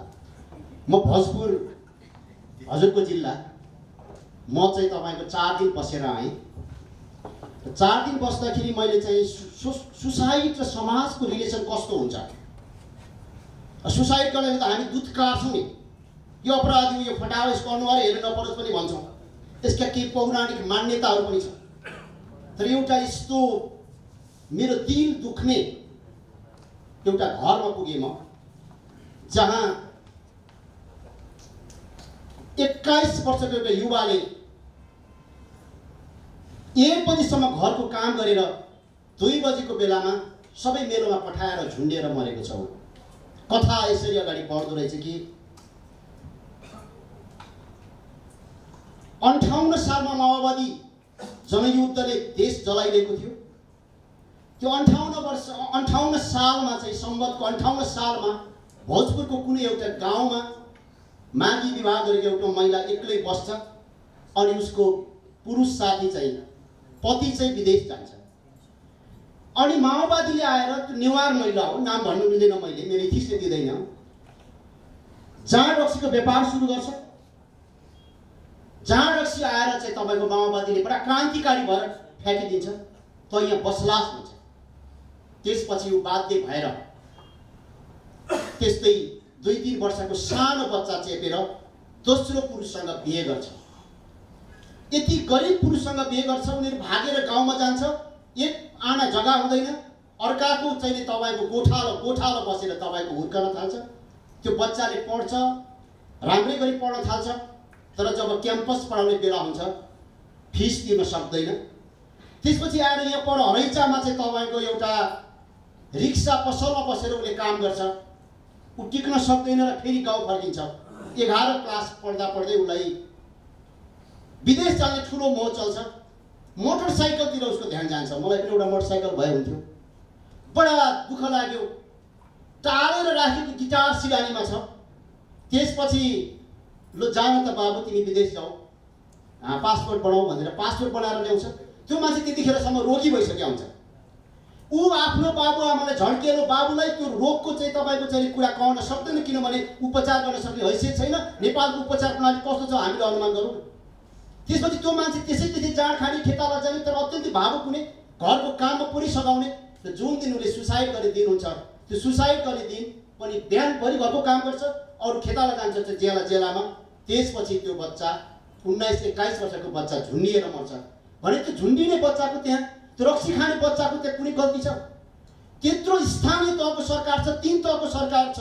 त्यो गरिबी देख्यो, द्वन्द्वले पारेको प्रभावको बारेमा देखियो। त्यस पछाडि त्यसको त्यो बच्चाको क्रिया गर्दाखेरि कति मर्मस्पर्शी छ भने मेरो बुढी यसले भगाएको होइन, बाध्यताले आएको, त्यसकारण यसको पनि यो छोरा हो भनेर 2 जनाले त्यो पिखुवा खोलामा त्यो बच्चालाई दागबत्ती दिन्छ। त्यसकारण समाजले हामीलाई कसरी भिक्टिमाइज गरिरहेको छ, हामीले गहिरो ढङ्गले यसलाई बुझेनौँ भनेदेखि हामी दिग्भ्रमित हुन्छौँ। हामी समस्याको समाधानतिर चाहिँ तपाईँको जाँदैनौँ भन्ने मलाई लाग्छ।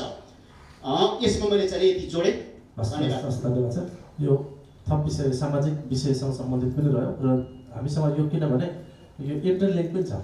हामीले एकतिरबाट मात्रै हेऱ्यौँ कतिपय समस्याहरूलाई भने त्यसको खास निराकरण आउँदैन। हामी एक किसिमको आजको बसाइबाट अलिक भित्र तहमै गएर यसको निराकरण गर्ने प्रयासमा छौँ। प्रकाश सरलाई मैले प्रश्न राखेँ। हामीले अघि पनि सबैले जोड्यौँ 23 गतेको आन्दोलन लाई समर्थन गर्दै गरेको अवस्था 24 को अन्तिमतिर पुग्दै गर्दा चाहिँ कम हुँदै गएको सन्तासवादी स्थिति पैदा भएको भन्ने एउटा विषय जुन आयो। 23 गतेको आन्दोलन, त्यसपछि 24 गते, त्यसपछि जे भयो, संसद जल्ने, राष्ट्रपति कार्यालय जल्ने, सिंहदरबार जल्ने, पुलिस थाना चौकीहरू जल्ने, सिडिओ कार्यालयहरू जल्ने, यो अवस्थामा हतियार बाहिर रहेको अवस्था र सामाजिक मनोविज्ञान अहिलेको अवस्था, निर्वाचन हुँदै जाँदै गरेको अवस्था, यी सबै चिजहरू हेर्दाखेरि पहिला चाहिँ 22 गते, 23 गते र 24 गतेको फरकपन अर्थात् 23 गतेसँगै जोडेर आएको 24 गतेको एङ्गललाई एउटा एनालाइसिस, किनभने यहाँ धेरै चिजहरू कसरी आयो भने विदेशी घुसपेट अर्को के 23 गते अलग थियो, 24 गते चाहिँ फेरि त्यसैको मौका छोपेर चाहिँ टिबेट पनि आयो, ऊ पनि आयो, यो पनि आयो, त्यो पनि आयो। फेरि हामी चाहिँ एक भ्रमित भइरहेको छौँ कि हो कि आयो कि जस्तो गरेर नि हामी प्रस्तुत भइरहेका छौँ। त्यो अघि भने जस्तो अतिवादकै बाटो रह्यो। फेरि यसलाई सरको आँखाबाट चाहिँ 23-24 को आन्दोलन र आन्दोलनपछिको अहिलेको समाजको अवधारणा चाहिँ कसरी सोलुसनतिर जान सक्छ?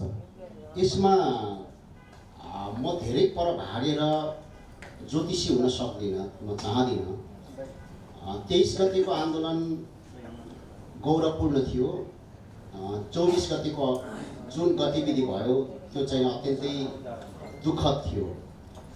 तर अझै हामीले चाहिँ यो दुःखहरू निम्तिनको लागि इस्टाब्लिस नेतृत्वको कति लुजिङ थियो भन्ने कुरा हामीले बुझ्नुपर्छ। त्यो हाम्रो जिम्मा लिने बानी बनाउनु पर्यो कि जस्तो तपाईँको चाहिँ नि 23 गते आन्दोलन भयो, विपक्षी हिंसाको कारणले आन्दोलन भयो भन्छु म। अहिले पनि सिम्पल एउटा उडा भन्नु पर्यो भने किन भन्नुहुन्छ भनेदेखि सरकारले एकपछि अर्को गल्ती गर्दै गएको थियो। टिआइए कि कति छुन्छ त्यो टिआइए भनेको हाम्रो चाहिँ नि विदेश जाने ठाउँ पनि थियो होइन। त्यहाँ चाहिँ तपाईँको चाहिँ नि यस्तो घुसखोरी चल्यो है, प्रेमिकाको खातामा करोडौँ रुपैयाँ, 50 लाख त मैले चाहिँ तपाईँको चाहिँ नि माथिल्लो निकायमा बुझाउनु पर्छ भन्ने कुरा बाहिर आउँदा समेत कारबाही भएन। हेर्नुहोस् है, वैदेशिक रोजगारी टिआइए यस्तो एकदमै मुभमेन्ट जोडिन्छ क्या हाम्रो। हेर्नुहोस् सामाजिक सञ्जाल सबै जोडिने हो त्यही, किन हाम्रो चाहिँ 35 लाख मान्छे बाहिर छन्। अब त्यसलाई गाली गर्न पनि सकिन्छ, देश छोडेर हिँड्यो हुतिहारा हो भन्न पनि सकिन्छ। तर हिजो देशै छोडेर हिँड्न पाउने अवस्था थिएन। यो 50-51 सालमा जम्मा 3600 मान्छे मात्रै जान्थ्यो। त्यो अरब जानको लागि त्यतिखेर मान्छेले पासपोर्टै बनाउन सक्दैन थियो। गाउँमा पासपोर्ट बनाएर काठमाडौँमा पञ्चायतको सदस्यले सिफारिस गरेपछि पासपोर्ट बन्थ्यो। पासपोर्ट बनाएर कुनै मान्छे गाउँमा आयो भने तपाईँको राई गाउँमा त राँ काटेर भोट चल्थ्यो। अहिले तपाईँको चाहिँ 8,32,000 मान्छे विदेश गएको छ अहिले गतको फिस्कल इयरमा। ती सबै मूर्ख त होइन होला, सबै पलायन भएको त होइन होला, दुर्दान्त कथा बोकेर गएको छ नि। त्यसकारण तपाईँको त्यसमा कुनै चाहिँ तपाईँको चाहिँ के भन्दाखेरि रेस्पोन्स छैन। हेर्नुहोस् कुनै रेस्पोन्स छैन।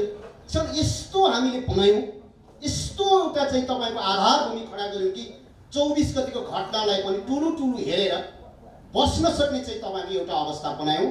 त्यो दुःखद छ, निन्दा योग्य छ। यसको एकाडेमिक तपाईँको सर्वे पनि हुनुपर्छ, बायसबाट होइन कि यसको एकाडेमिक सर्वे पनि हुनुपर्छ। यसमा धेरै टिप्पणी अरू गर्नु हुँदैन, समयलाई अलिक यसलाई समय छोडौँ। तर यो 24 गते निम्त्याउनको लागि पनि संस्थापनले चाहिँ तपाईँको जुन एउटा मोराल चाहिँ तपाईँको चाहिँ मिस गर्यो नि। तपाईँको भन्नुहोस् न, प्रधानमन्त्री हेलिकप्टर चढेर शिवपुरी अथवा कहाँ भागेपछि, मकवानपुर भागेपछि अरू चिज रहन्छ। यहाँ हामी के भन्छौँ भने कि सेनापति त थियो त भन्छौँ कि प्रधानमन्त्री भन्दा सेनापति ठुलो हुन्छ सुरक्षामा। कस्तो भ्रम छ हामीले यहाँ। राष्ट्रपति भन्दा चाहिँ तपाईँको चाहिँ सेनापति ठुलो हुन्छ लोकतन्त्रमा चाहिँ सुरक्षामा। यो गम्भीर प्रश्न छ। प्रधानमन्त्री र वैकल्पिक प्राइम मिनिस्टर दुइटै भागेको छ तपाईँको। त्यस पछाडि हामीले चाहिँ तपाईँको चाहिँ त्यो चाहिँ के भन्छ सेनापति थियो, आइजिपी थियो भनेर पल्सिएर हुन्छ। यसलाई सोसियोलोजी अफ सेक्युरिटीबाट हेर्दाखेरि यो गम्भीर प्रश्न छ। यसको लागि समय खर्चिनुपर्छ। अब अरूको चाहिँ यसले के असर पार्छ त भन्दा डरमर्दो असरको कुरा गर्न सकिन्छ। प्रजल सर, नेपाली समाज एउटा हम्बल समाज हो, विनम्रता गुमेको छ। हेर्नुहोस् यसले राम्रो मात्रै गरेछ भन्दिनँ कि म, विनम्रता गुमेको छ। तपाईँको एउटा चक्र चाहिँ बदलाको चक्र कहाँसम्म पुग्ने टुङ्गो छैन। त्यही भएर उहाँहरूसँग जेएनजीका साथीहरूसँग अनुहार जुधाउन हामीलाई गाह्रो भइरहेको छ र उहाँलाई हामी अपिल गरिरहेका छौँ बदलाको चक्रबाट कसरी ब्रेक गर्ने। तपाईँको 7 सालमा क्रान्ति भयो। त्यो चाहिँ तपाईँको म एउटा सानो किस्सा सुनाउँछु। जनमुक्ति सेनाले गएर त्यस पछाडि राणासँग नजिक भएको घरमा गएर तपाईँको विजय गर्यो। हेर्नुहोस् थुप्रो उदाहरण छ, उदाहरण दिने समय हामीसँग छैन। अब तपाईँको त्यस पछाडि त्यो 52 सालभरि त्यो 10 वर्ष चल्दाखेरि त्यो बदलाको चक्र कसरी चल्यो, अथवा तपाईँको चाहिँ नि झापा विद्रोहलाई पनि तपाईँको चाहिँ विभिन्न एङ्गलबाट बदलाको चक्रको रूपमा हेर्न सकिन्छ। त्यसै गरी यो चाहिँ तपाईँको चाहिँ लो बर्बाद बनायो, यो अहिलेको सरकारले अहिलेको दलहरूले खत्तम गर्यो भन्ने नाममा तपाईँको बदला लिने ढङ्गबाट जो चाहिँ केही हरकतहरू, अमानवीय हरकतहरू र चाहिँ सभ्य समाजले लोकतन्त्रले नपचाउने जो चाहिँ हरकतहरू देखिएछ, यो नै तपाईँको नेपाली समाजले एउटा हम्बल गुमाउँदैछ र यसमा हामी सतर्क हुनुपर्ने अवस्था छ। तपाईँको एउटा सिम्पल उदाहरण दिन्छु म। हाम्रो समाज कति राम्रो समाज भनेदेखि गाउँमा तपाईँको खर्क हुन्छ गाई चराउने, भैँसी चराउने। अनि त्यो मान्छेले त्यहाँको घाँस चाहिँ तपाईँको चाहिँ नकाट भनेर गाड राख्न सक्दैन कि। अनि एउटा घाँसको मुठा बाँध्यो, बाँसमा झुन्ड्याइदियो। अनि के बुझ्छ त्यहाँ मान्छेले भनेदेखि यो बाँसमा यो घाँस झुन्ड्याएपछि यो घाँसहरू मैले काट्नु हुँदैन भनेर मान्छे आफै कानुन मानेर पछाडि हट्ने चाहिँ एउटा चाहिँ हाम्रो समाजलाई चाहिँ तपाईँको चाहिँ फर्केर हाम्रो समाजको सुन्दरतालाई हेर्ने हो भने एउटा विद्रूप रूप चाहिँ तपाईँको देखा परेको छ। यसलाई त्यसकारण प्राज्ञिक ढङ्गले यस्तो छलफलको माध्यमबाट हामीले नेगोसिएट गर्नुपर्ने, अलिक सम्प्रेषण गर्नुपर्ने, दोहोरो संवाद गर्नुपर्ने अवस्थामा हामी छौँ। नागरिक समाज फेलियर भइसक्यो। मैले अघि त्यही कुरो भन्न सक्दै थिएँ। यो हाम्रो लागि ठुलो भ्याकुमको एउटा अवस्था हो। यो नागरिक समाज आफैमा पनि विभक्त भएको अवस्था रहेछ। एक्ज्याक्टली ठ्याक्कै सरले भने जस्तो अलि एकाडेमिक मान्छेहरू, अलिकति पढे लेखेको मान्छे, अलिकति विद्वता भएको मान्छे चाहिँ अब उसको चाकरी गरेन भने नियुक्ति पाइँदैन। भोलि राजदूत हुनुपर्ने होला, भोलि कुनै नियुक्ति हुनुपर्ने होला, काहीँको प्रमुख हुनुपर्ने होला, त्यो नपाइने भयो। त्यसको लागि पनि उसका विरुद्ध नबोलेर उसको भक्त हुनुपर्ने अवस्था एउटा सृजना भयो। सरले एउटा अर्को एउटा प्रसङ्ग मैले यसैमा जोडेँ। जस्तो यो विद्रोह चाहिँ को पृष्ठभूमि तयार हुनको लागि चाहिँ कर्म गर्ने भन्दा राजनीति गर्नेहरूको सङ्ख्या बढी हुँदै गयो देशमा। जो राजनीतिलाई नै चाहिँ पेसा बनाउने मान्छेहरू र अबको थ्रेड पनि प्रकाश सरसँग अगाडि पनि मेरो एकचोटि कुरा एकदम हाम्रो इन्फर्मल टक पनि भएको विषयमा यो के भन्नुहुन्छ भने 37,609 जना कि कतिजना त हाम्रो जागिर खाने जनप्रतिनिधि रहेछ अहिले हेर्नुहोस्। यो हाम्रो जनप्रतिनिधिको सङ्ख्या कि हामीले एउटा वडा सदस्यलाई पनि 18,000 तलब दिन्छौँ न्यूनतम, जोड्दा त्यति पुग्दो रहेछ पालिकाको पनि। एउटा म्यानेज गरेर मैले जोडेर जोडघटाउ गरेको थिएँ। 37,000 प्लस मान्छे हाम्रो चाहिँ तपाईँको चाहिँ जागिर खाने कार्यकर्ता बनायौँ। पिएसिए जोडेर त्यस पछाडि गर्दाखेरि त जागिर खाने 50,000 बनायौँ।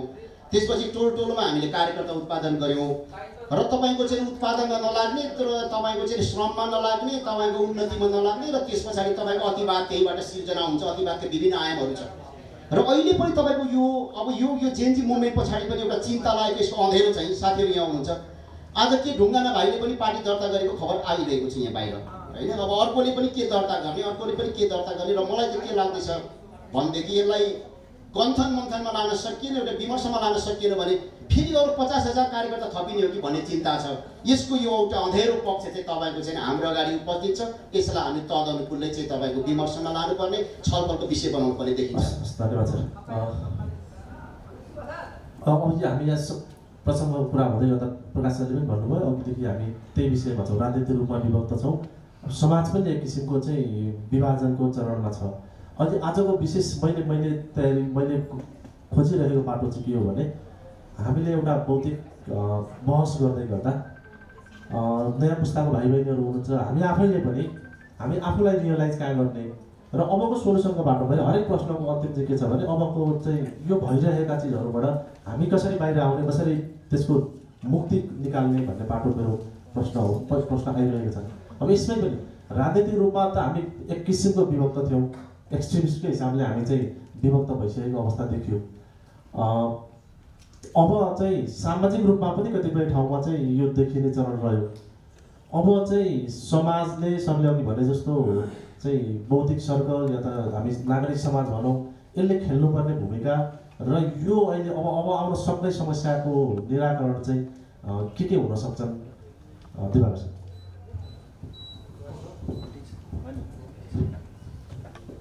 अब हाम्रो समाजमा चाहिँ पोलिटिकल पार्टीहरू धर्मको रूपमा स्थापित भए।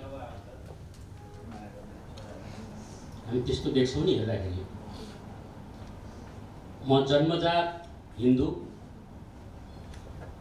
भने जस्तो म जन्मजात अमुक एउटा पार्टीको, मेरो त हजुरबा पनि त्यही पार्टीको, बुवा पनि त्यही पार्टीको, होइन म पनि त्यही पार्टीको होइन, बेबी बुमर पनि त्यही पार्टीको, मिलेनियल पनि त्यही पार्टीको है, एक्स पनि त्यही पार्टीको, वाई पनि त्यही पार्टीको, अहिले जी पनि त्यही पार्टीको। यो सिलसिला अगाडि बढ्दै बढ्दै बढ्दै गयो भने तपाईँले सोध्नु भएको प्रश्नको उत्तर त्यहाँभित्रबाट दिन गाह्रो छ। त्यो भएको भएर पहिलो कुरा त अब के चाहियो भने अघि पनि मैले अलिकति सङ्केत गरेको थिएँ, इन्टेलेक्चुअलहरूका वैचारिक पक्षधर्ता होलान्, वर्गीय पक्षधर्ताहरू होलान्, तर इन्टेलेक्चुअलहरूले सत्य छोड्नु हुँदैन, इन्टेलेक्चुअलहरूले प्रश्न गर्न छोड्नु हुँदैन। इन्टेलेक्चुअलहरूले जब प्रश्न गर्न छोड्छन्, या त नियुक्ति पाउँदिन भन्ने डरले होला, प्रमोसन पाउँदिन भन्ने डरले होला, के डरले होला, यदि इन्टेलेक्चुअलहरूले प्रश्न गर्न सोधे भने समाज अगाडि बढ्दैन। हामीसँग त इतिहास छ नि, इन्टेलेक्चुअलहरू फाँसीमा चढेको तर प्रश्न गरेको इतिहास छ नि, होइन? सोक्रेट्सले यस्तै टेबलमा राखेको हेमलक सत्य रोज्छस् कि हेमलक रोज्छस् भन्दाखेरि म त हेमलक रोज्छु भनेर आफै विष पिएका कथा हो र, यथार्थ होइन र, होइन? युरोपमा इन्लाइटनमेन्टको बेलामा पनि त्यही भयो। तर इन्टेलेक्चुअलहरूभित्र यहाँ हाम्रोमा यति ठुलो त्रास देख्छु म, र आफ्ना ती धर्म जस्ता बनेका पार्टीहरू छोड्न नसक्ने अवस्था एउटा, त्यसले गर्दाखेरि अहिले योभन्दा अगाडि एकजना शिक्षा मन्त्री हुनुहुन्थ्यो, उहाँले चाहिँ विद्यालयहरूमा शिक्षकका जुन सङ्गठन छन् दलसँग आबद्ध ती खारेज गर्नुपर्छ, महासङ्घ राख्नुपर्छ, यसो गर्दाखेरि चाहिँ अलिकति कम राजनीतिकरण हुन्छ कि भन्ने कुरा ल्याउनु भएको थियो, उहाँलाई नै उडाइदिए गए होइन। त्यो कुरा त कसैले सोच्नै सक्दैन। किन शिक्षक प्रोफेसरहरू कर्मचारीहरूलाई कार्यकर्ता बनाउन पाउँदाखेरि दलहरूलाई बडा ठुलो राहत हुन्छ। एक, उनीहरूले चन्दाले ठुलो रकम दिन सक्छन्, दोस्रो उनीहरूमा डर हुन्छ, चन्दा दिएछ विद्रोह गर्दैनन् भन्ने डर हुन्छ। त्यसले गर्दाखेरि उनीहरूलाई कार्यकर्ता बनाएर राख्नु चाहिँ राजनीतिक दललाई सजिलो हुन्छ अरूलाई कार्यकर्ता बनाएर राख्नुभन्दा। त्यसले गर्दाखेरि त्यो जुन इस्टाब्लिसमेन्टका दलहरू छन् उनीहरूले यो चाहँदैन, त्यो हामीले देखेर आयौँ। यो चिजलाई चाहिँ तोड्नु जरुरी छ एउटा। दोस्रो कुरा चाहिँ मुख्य त हामी मागमै जाने हो। अब यसलाई अहिले कसरी सेटल गर्ने, कसरी निकास होला भन्ने कुरा गर्दै हुनुहुन्थ्यो। मुख्य त त्यो मागमा जाने हो। दुईटा माग जुन थियो, पारदर्शिता र अर्को चाहिँ नेपोटिजमको विरुद्धको जुन प्रोटेस्ट थियो, त्यो दुईटा मागमै जाने हो। र पारदर्शिता सिर्जना गर्नको लागि स्मार्ट पुस्तालाई सकेसम्म स्मार्ट प्रविधिमै जोड्ने हो, स्मार्ट सेवामा जोड्ने हो। जति बढी हामी स्मार्ट सेवा दिन सक्छौँ, डेलिभरी दिन सक्छौँ, त्यति बढी पारदर्शी हुँदै जान्छ समाज। र अर्को कुरा चाहिँ नेपोटिजमको त अब खुलेरै अहिले त विरोध हुन थालेको छ है, त्यसको विरोध हामी सबैले गर्नु पनि जरुरी छ।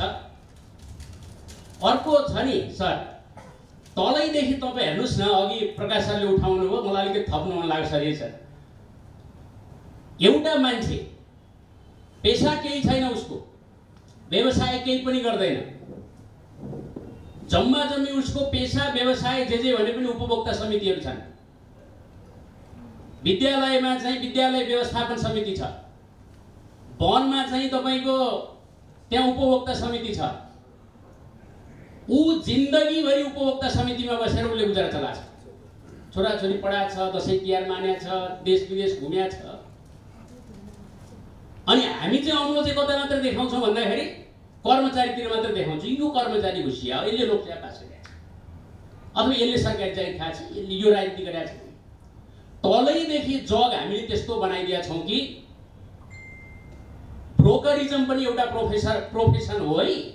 र त्यो ब्रोकरिजम चाहिँ रजिस्टर्ड भएको एउटा कुरा हो, नन रजिस्टर्ड, नन रेगुलेटेड है। टोलका ब्रोकरिजम पनि प्रोफेसन हो भनेर त्यो चाहिँ दलहरूले नै सिकाइदिएका छन्। त्यहाँबाट त्यो खालको उत्पादन हुँदै आछ।